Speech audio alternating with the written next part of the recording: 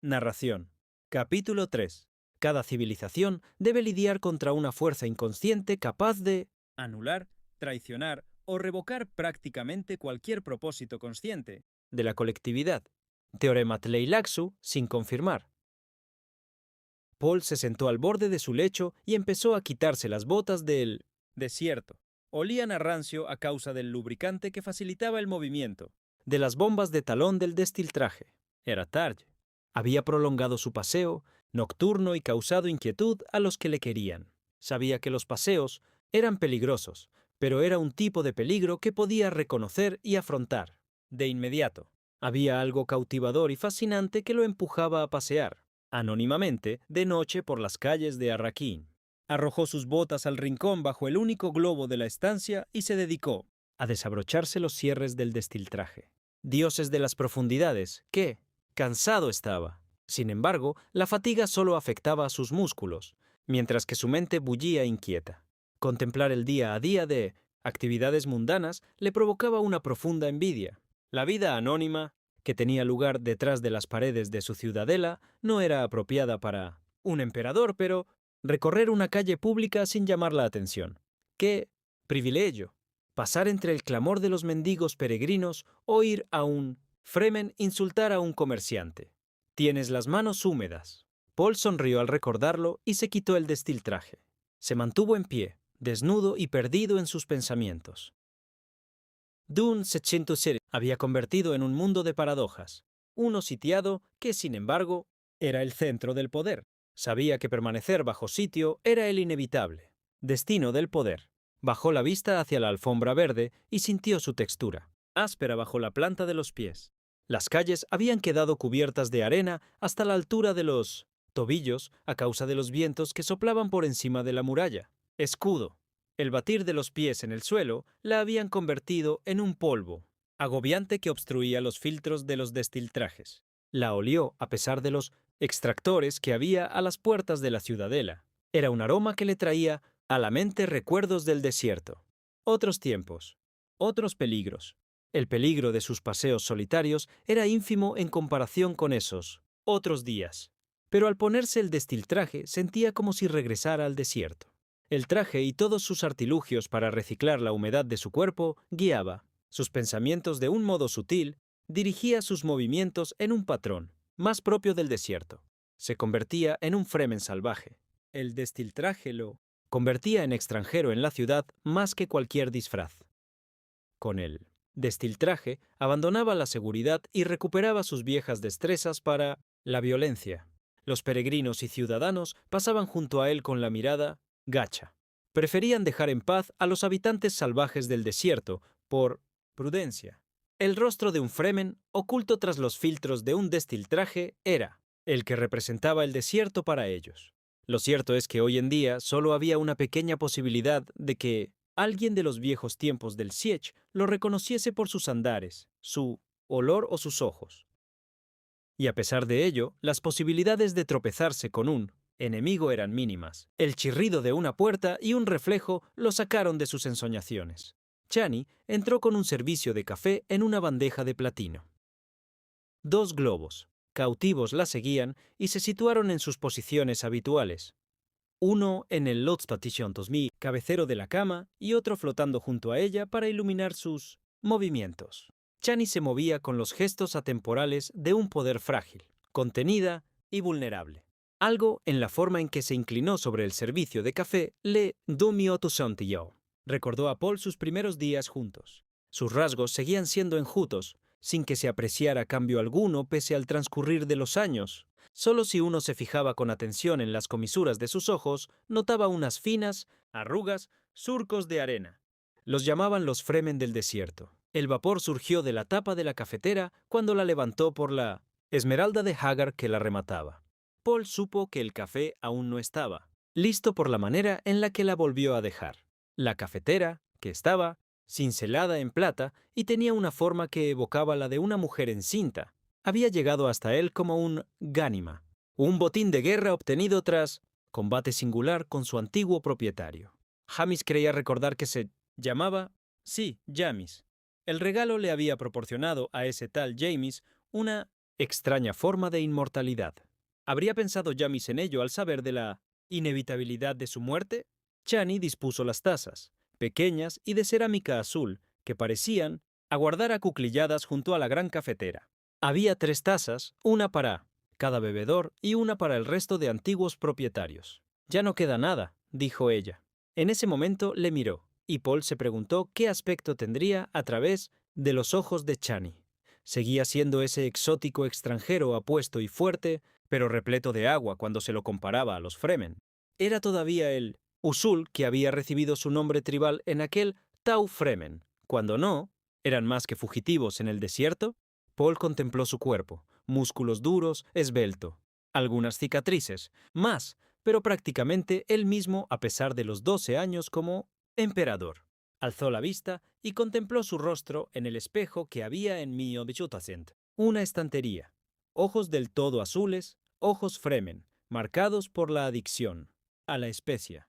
La afilada nariz de los Atreides. Era el auténtico nieto de aquel Atreides que había hallado la muerte en la arena ante un toro para ofrecer un espectáculo a su pueblo. Paul recordó de repente algo que había dicho el anciano en una ocasión. El que gobierna asume de manera irrevocable una responsabilidad para con los gobernados. Te conviertes en un pastor, y ello exige que en 1900 ocasiones tengas que realizar un acto desinteresado de amor que puede que solo sea entretenido para aquellos a quienes gobiernas. La gente aún recordaba a ese anciano con cariño. ¿Y qué he hecho yo por el nombre de los Atreides?, se preguntó. Paul, he soltado al lobo entre las ovejas. Por un instante contempló toda la muerte y la violencia que se había sembrado en su nombre. Ahora a la cama, dijo Chani con un tono brusco que Paul sabía que habría sorprendido a sus súbditos imperiales. Obedeció. Se echó en la cama con las manos cruzadas bajo la nuca y se dejó acunar por la placentera familiaridad de los movimientos de Chani. La estancia que lo rodeaba le pareció de improviso un lugar agradable. No era en absoluto lo que el pueblo imaginaría que debían ser los aposentos del emperador. La luz amarillenta de los globos incansables proyectaba unas sombras danzantes entre los tarros de colores que había en un estante detrás de Chani. Paul enumeró en silencio su contenido. Los ingredientes deshidratados de la farmacopea del desierto, como ungüentos, incienso, recuerdos, un puñado de arena del Sietch Tabr, un mechón de cabellos de su primer hijo, muerto hacía tanto tiempo, muerto hacía 12 años, un inocente espectador asesinado en la batalla que convirtió a Paul en emperador. El intenso olor del café de especia invadió la estancia. Paul inhaló y posó la mirada en un cuenco amarillo que había al lado de la bandeja donde Chani preparaba el café. El cuenco contenía frutos secos. El inevitable detector de venenos colocado junto a la mesa extendió sus patas insectiles sobre la comida. El aparato siempre lo irritaba. Nunca habían necesitado detectores durante la época en el desierto. «El café está listo», dijo Chani. «¿Tienes hambre?» Su irritado no se confundió con el silbido estruendoso de un crucero, cargado de especia, que ascendía a los cielos desde las afueras de Arrakeen. Chani captó su irritación, pero sirvió el café y le dejó una taza cerca de la mano. Se sentó a los pies de la cama, dejó las piernas de Paul al descubierto y empezó a masajearle los músculos doloridos a causa del destiltraje.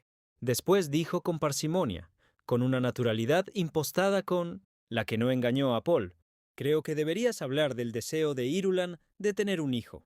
Paul abrió los ojos como platos de repente y analizó con atención a Siemtus Ontichou. «Hani, Irulan llegó de Walash hace menos de 2 días. ¿Ya has hablado contigo?», preguntó Paul. «No de sus frustraciones», dijo Chani.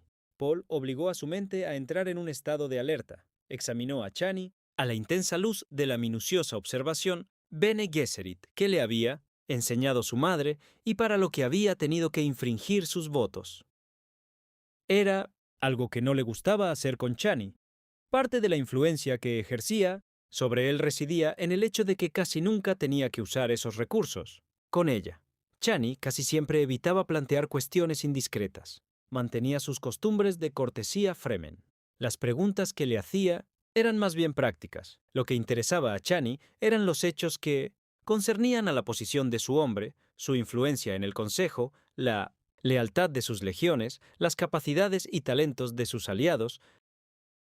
Su memoria albergaba un catálogo de nombres y detalles clasificados y correlacionados. Era capaz de recitar las mayores debilidades de todos sus adversarios conocidos, las disposiciones más probables de los ejércitos, enemigos, los planes de batalla de sus jefes militares, el estado y las capacidades de producción de las industrias básicas. Entonces, ¿por qué preguntaba ahora por Irulan? He perturbado tu mente, dijo Chani. No era mi intención. ¿Cuál era tu intención? Ella sonrió con timidez y le mantuvo la mirada. Amor, si estás irritado, no me lo ocultes, por favor. Paul se reclinó hasta apoyarse en el cabecero. ¿Puedo apartarla? Preguntó. Ahora su utilidad es limitada, y no, me gustan las cosas que siento cuando viaja al hogar de la sororidad. No la apartarás, dijo Chani. Continuó masajeándole las piernas mientras hablaba desapasionadamente. Has dicho muchas veces que es tu contacto con nuestros enemigos, que puedes leer sus planes gracias a la manera en la que actúa. Entonces, ¿por qué hablar sobre su deseo de tener un hijo? Pienso que, si Irulan quedara encinta, desconcertaría a nuestros enemigos y la pondría en una posición vulnerable. Paul sintió en los movimientos de las manos que Chani hacía en sus piernas cuánto le había costado pronunciar esas palabras. Sintió un nudo en el estómago. Después dijo con voz suave: Chani, querida, te juré que nunca entraría en mi lecho.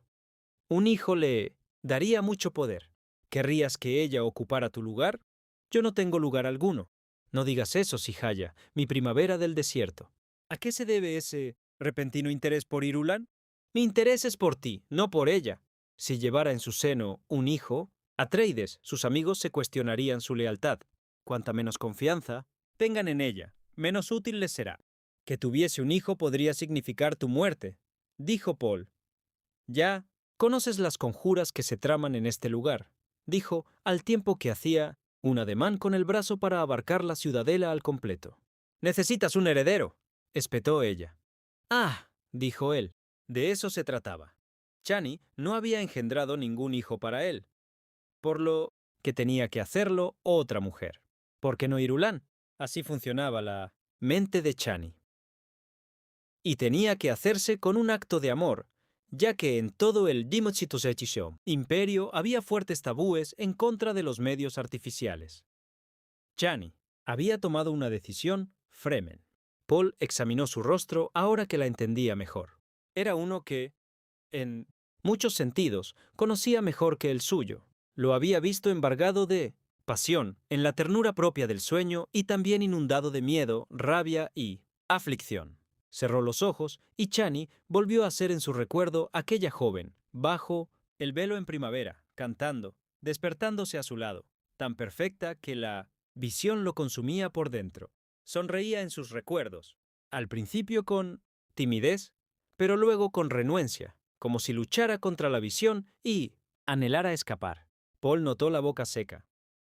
Olió por unos instantes el humo de un futuro devastado y oyó cómo la voz de otro tipo de visión le ordenaba retirarse.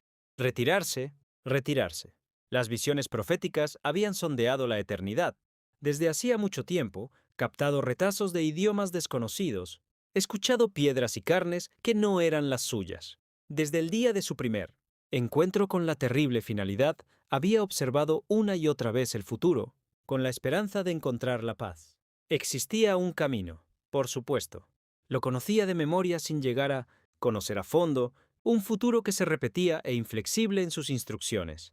Retirarse, retirarse, retirarse. Paul abrió los ojos y vio la determinación en el rostro de Chani. Había dejado de masajearle las piernas y ahora estaba de pie, inmóvil, como una auténtica Fremen. Sus rasgos seguían destacando bajo el pañuelo Nezoni, azul que llevaba a menudo sobre los cabellos en la intimidad de sus aposentos. Pero también hacía gala de una máscara de decisión muy firme, de una manera de pensar antigua y ajena a él. Las mujeres Fremen habían compartido a sus hombres durante miles de años, no sin que se produjeran tensiones, pero sí con una forma de actuar que no resultaba destructiva. Ahora anidaba en ella algo misterioso y muy propio de los Fremen. Tú eres la única que me dará el heredero que deseo, dijo Paul. ¿Has visto lo que ocurrirá? Preguntó ella, dando a entender con su énfasis que se refería a su presciencia. Como otras muchas veces, Paul se preguntó si podía llegar a explicar la susceptibilidad oracular, las innumerables líneas temporales que oscilaban ante él en una ondulante trama de posibilidades. Suspiró y se recordó, recogiendo agua con las manos en un río, agitada y derramándose por debajo. Empapó su rostro en aquel recuerdo. Pero como empaparse de esos futuros que se oscurecían bajo la presión de tantos y tantos oráculos? Entonces no lo has visto, dijo Chani. Paul se preguntó qué podía revelarle esa visión de futuro que no le era accesible más que al precio de un esfuerzo que drenaba su vida. Solo, aflicción. Tenía la sensación de que ocupaba una inhóspita zona intermedia, un lugar enorme y desolado donde sus emociones flotaban, se mecían y eran expulsadas inexorablemente hacia el exterior. Chani le cubrió las piernas y dijo: un heredero de la casa de los Atreides no es algo que puedas dejar al Lountos Momochisentus, azar o a una mujer. Era una frase que bien podría haber pronunciado su madre, pensó Paul. Se preguntó si la dama Jessica habría estado en contacto con Chani en 1900 secreto. Su madre siempre pensaba en términos de la casa de los Atreides. Era un condicionamiento implantado en ella por la Bene Gesserit y que seguía funcionando incluso después de que ella usara sus poderes en contra de la sororidad. «Escuchabas cuando Irulan vino a verme hoy», acusó él. «Escuchaba», dijo ella sin mirarle. Paul centró sus recuerdos en el encuentro con Irulan.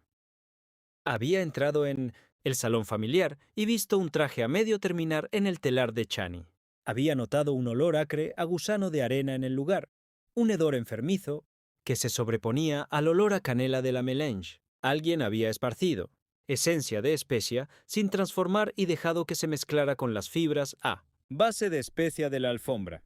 No era una buena combinación. La esencia de especia había disuelto las fibras. En algunos lugares habían quedado manchas oleaginosas en el plastene que indicaban el lugar en el que antes se encontraba la alfombra.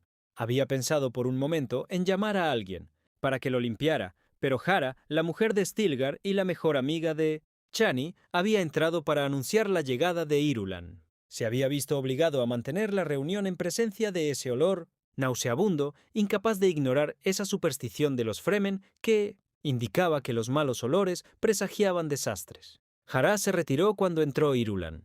«Bienvenida», dijo Paul. Irulan llevaba un atuendo de piel de ballena gris. Se lo cerró más aún y se llevó una mano a los cabellos. Paul vio que estaba intrigada por el tono apacible que había usado para saludarla, las palabras irritadas que, sin duda, había preparado para el encuentro, murieron en sus labios y quedaron en un recóndito hervor de segundos pensamientos. «Habéis venido a informarme de que la sororidad se ha despojado de su último vestigio de moral», dijo él. «¿No es peligroso ser tan ridículo?», preguntó ella. «Ser ridículo y peligroso, una discutible alianza», dijo Paul. Su doneciento, renegado adiestramiento. Bene Gesserit detectó que ella reprimía el impulso de retirarse. El esfuerzo le reveló un breve atisbo de miedo subyacente y supo que no le gustaba nada la tarea que le había sido asignada. «Esperan demasiado de una princesa de sangre real», dijo Irulan. Irulan se embaró y a Paul le quedó claro que había quedado presa de su autocontrol. Una pesada carga, sin duda, pensó. Se preguntó por qué sus visiones prescientes no le habían mostrado atisbo alguno de ese posible futuro. Irulan se relajó poco a poco. Había llegado a la conclusión de que por el momento no había motivo para tener miedo ni retirarse. «Habéis dejado que vuestro control del clima se reduzca a patrones primitivos», dijo mientras se frotaba los brazos por encima de la túnica. «Estaba muy seco y ha tenido lugar una tormenta de arena. ¿No vais a dejar que llueva en este lugar? No habéis venido para hablarme del clima», dijo Paul. Y en ese momento se dio cuenta de que allí había un doble sentido. ¿Estaba intentando Irulan comunicarle algo que su entrenamiento no le permitía decir abiertamente? Parecía que sí. Llegó a la conclusión de que acababa de dejarse llevar a terrenos poco seguros y buscó la manera de volver a tierra firme. «Necesito tener un hijo», dijo ella. Él negó con la cabeza. «Lo necesito». espetó Irulan. Si es preciso, buscaré otro padre. Para mí, hijo. Os seré infiel y luego os desafiaré a revelarlo. Sed lo infiel que queráis, dijo él, pero nada de hijos. ¿Cómo pensáis detenerme? Con una sonrisa de extrema amabilidad, Paul dijo, os haré estrangular si es preciso. Un silencio propio de la sorpresa se apoderó por unos instantes de ella, y Paul sintió como Chani los escuchaba tras los gruesos cortinajes que conducían a sus aposentos privados. Soy vuestra esposa, susurró Irulan. No juguéis a esos juegos estúpidos, dijo él. Tenéis un papel en todo esto y nada más. Ambos sabemos quién es mi verdadera esposa. Yo solo soy mercancía, nada más, dijo ella con voz cargada de amargura. No pretendo ser cruel con vos, dijo Paul. Sois vos quien me elegisteis para este puesto. Yo no, dijo él. Fue el destino. Fue vuestro padre. Fue la Bene Gesserit. Fue la cofradía. Y han vuelto a elegiros una vez más. ¿Para qué os han elegido en esta ocasión, Irulan? ¿Por qué no puedo tener un hijo vuestro? Porque ese es un papel para el que no habéis sido elegida. Es mi derecho dar a luz al heredero real. Mi padre era... Vuestro padre fue y es una bestia. Ambos sabemos que había perdido todo contacto con la humanidad que se suponía que tenía que gobernar y proteger. ¿Era acaso menos odiado de lo que lo sois vos? Se encolerizó ella. Una buena pregunta, admitió él con una sonrisa sarcástica, danzando en las comisuras de los labios. Decís que no pretendéis ser cruel conmigo, pero es por eso que estoy de acuerdo con que elijáis cualquier amante que sea de vuestro agrado. Pero comprendedme bien. Elegid un amante. Pero no tengáis en mi casa ningún hijo ilegítimo. Renegaré de cualquier hijo vuestro.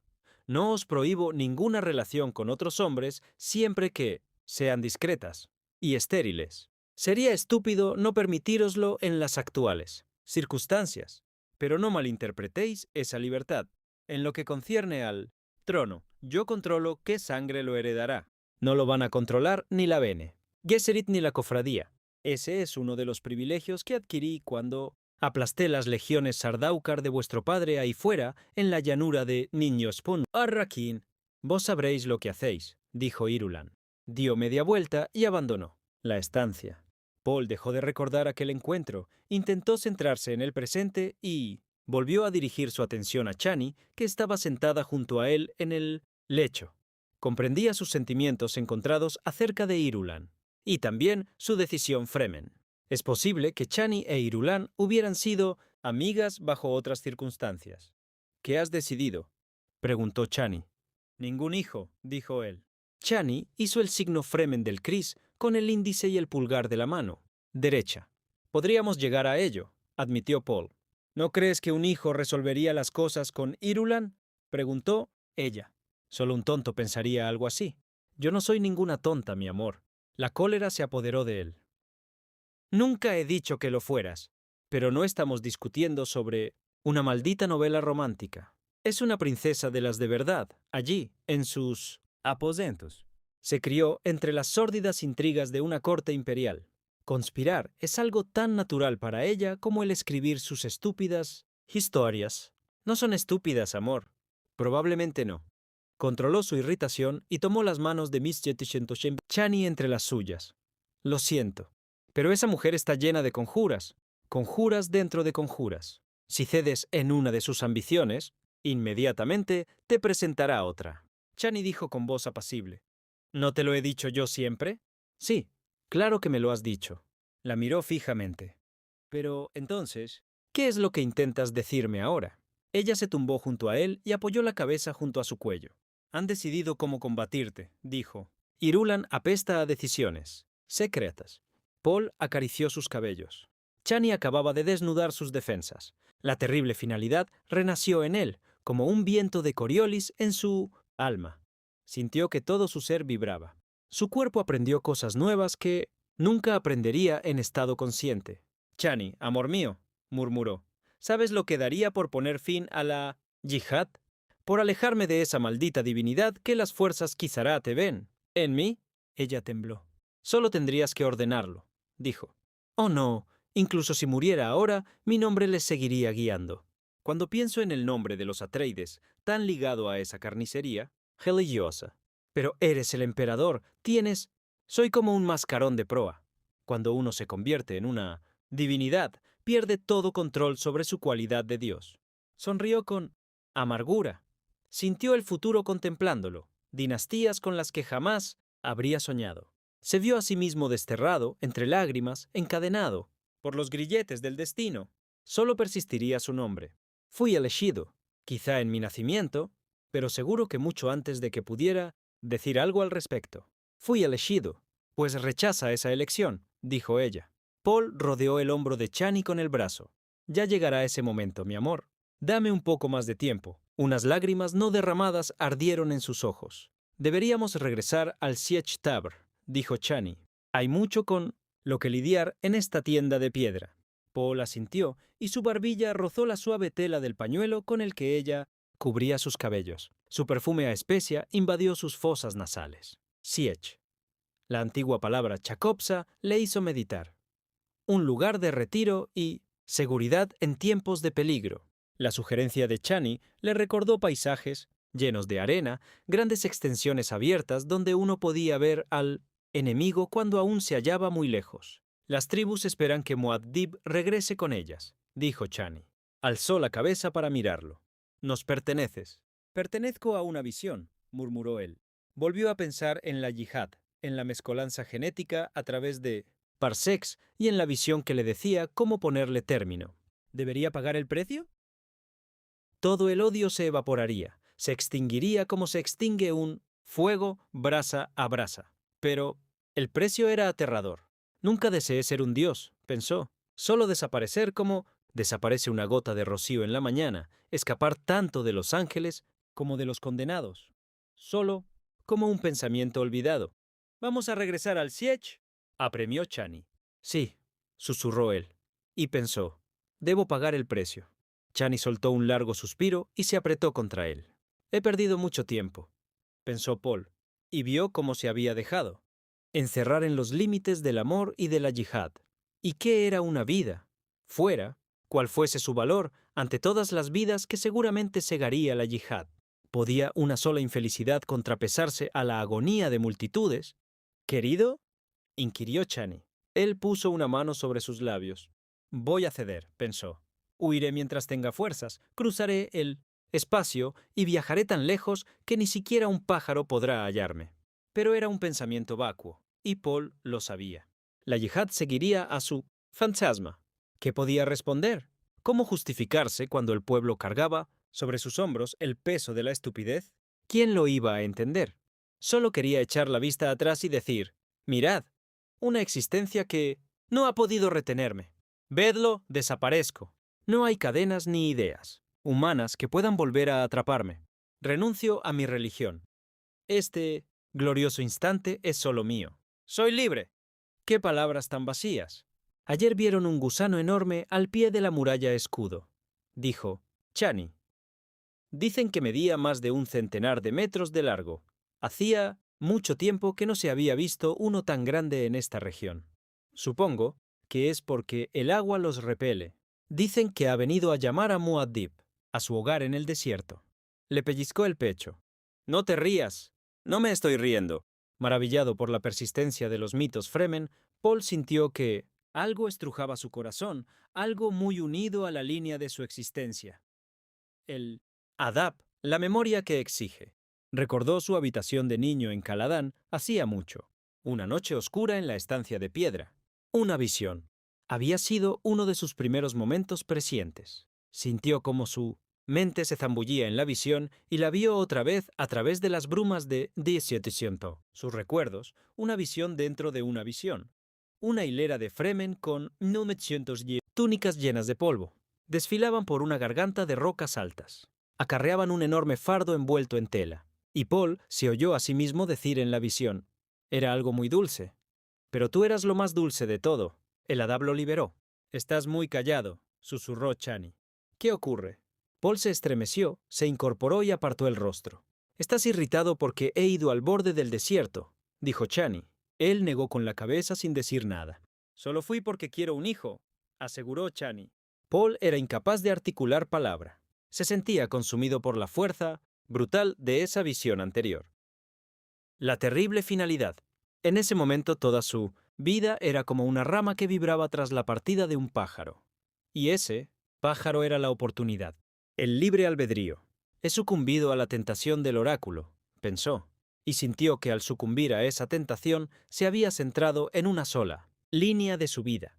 Se preguntó si sería posible que el oráculo no predijese el futuro, si sería posible que en realidad lo creara. Había él dejado expuesta su vida en una telaraña de posibilidades y quedado atrapado en esa antigua conciencia, víctima de un futuro con forma de araña que avanzaba ahora hacia él chasqueando sus terribles mandíbulas. Recordó de repente un axioma Bene Gesserit. Usar la fuerza bruta es volverse infinitamente vulnerable a las fuerzas superiores. Sé que te irrita, dijo Chani al tiempo que le tocaba el brazo. Es cierto que las tribus han revivido los antiguos ritos y los sacrificios, cruentos, pero yo no los comparto. Paul inhaló profunda y temblorosamente. El torrente de su visión se disipó para dar paso a un profundo y tranquilo lugar donde las corrientes se movían con una energía absorbente que no estaba a su alcance. Por favor, suplicó Chani. Quiero un hijo, nuestro hijo. Tan terrible es. Paul le acarició el brazo en respuesta a su caricia y la apartó. Salió del lecho, apagó los globos, se dirigió hacia la ventana abalaustrada y abrió los cortinajes. El desierto profundo no llegaba hasta allí, pero sí sus olores. Una pared sin ventanas se alzaba ante él en la noche. La luz de la luna se proyectaba inclinada en el jardín cercado, lleno de árboles centinelas, hojas, anchas y húmedo follaje. Vio un estanque que reflejaba las estrellas entre las hojas, motas de un blanquecino brillo floral entre las sombras. Por un momento vio el mismo jardín con ojos Fremen, ajeno, amenazador, peligroso en su abundancia de agua. Pensó en los vendedores de agua cuya forma de vida había hecho desaparecer gracias a su prodigalidad. Lo odiaban. Había matado al pasado. Y había otros que también lo odiaban por cambiar las viejas costumbres, incluso los que habían mendigado por unas monedas para comprar la preciada agua. La resistencia humana se incrementaba a medida que el esquema ecológico dictado por Muad'Dib remodelaba el planeta. Se preguntó si no habría sido demasiado presuntuoso al pensar que podía remodelar todo un planeta y decidir dónde y cómo crecía todo. Aunque tuviese éxito, ¿qué sería del resto del universo? ¿Temería recibir un trato? Igual, cerró las cortinas y selló los ventiladores con brusquedad. Se volvió hacia Chani en la oscuridad. Sus anillos de agua tintineaban como las campanillas de los peregrinos. Se acercó a ella guiándose por el sonido y la encontró con los brazos abiertos. «Mi amor», susurró Chani, «¿te he preocupado?» Sus brazos cercaron su futuro igual que cercaban su cuerpo. «No», dijo Paul. «Oh, tú no».